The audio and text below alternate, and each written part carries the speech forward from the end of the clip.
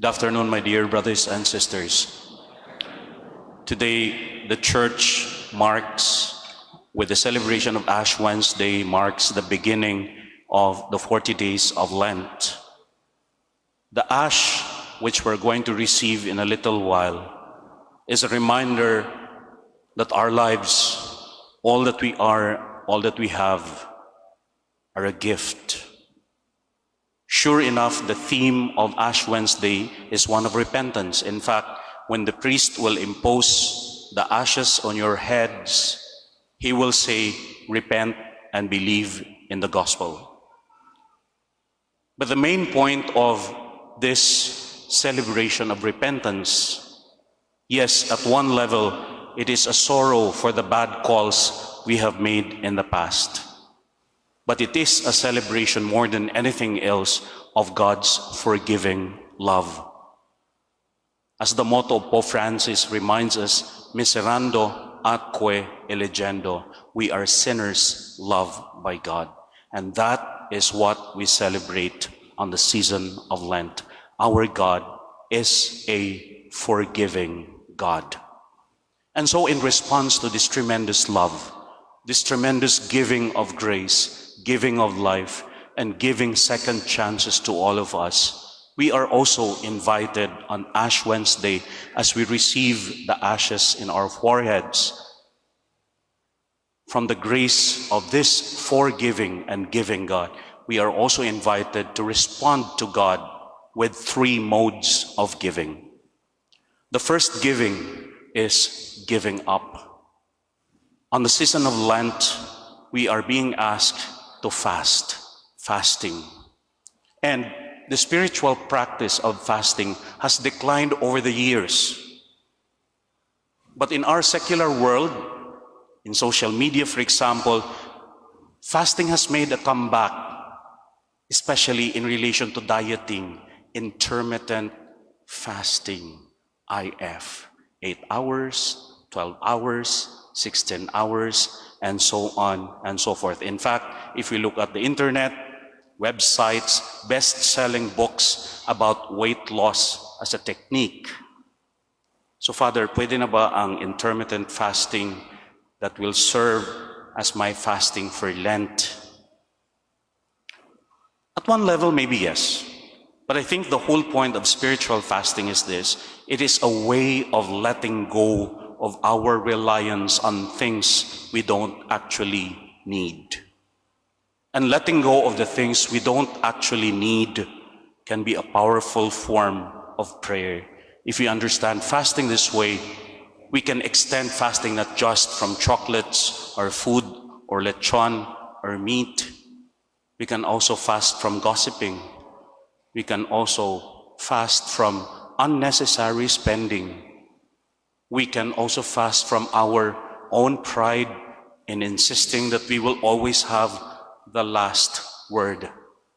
Fasting is giving up something that we don't actually need in our lives, the trappings, the illusions and lights that we have accumulated all these years. The second type of giving is giving to. Our gospel is talking about almsgiving. Almsgiving, which is a means of giving money or food to those in need, is another traditional Lenten practice. And to me, this is very relevant to all of us because spiritually speaking, it reminds us, it calls us to recognize that we aren't the only ones who are vulnerable, that many people around us are needing help. Many people around us are needing love. Many people around us are needing our presence. Many people around us are needing our forgiveness. Almsgiving is not just giving limos to those urchins outside of the cathedral. It is at a very deep level a recognition that many among us are lacking, maybe not just in material wealth, but maybe an emotional lack, a spiritual lack, that there are many different types of vulnerabilities of those around us, and almsgiving giving to is a way for us to recognize that we who are in a position to give to others who are in need, to give love. Today is Valentine's Day. It is a reminder that God has given us love in the first place. And when we do almsgiving, we recognize vulnerabilities around us, but we are also standing in solidarity and love to those who are suffering in pain, that we are in solidarity with their brokenness, and we take steps so that no one will be left behind, no one will feel that they are alone and alienated and left unloved on Lenten season.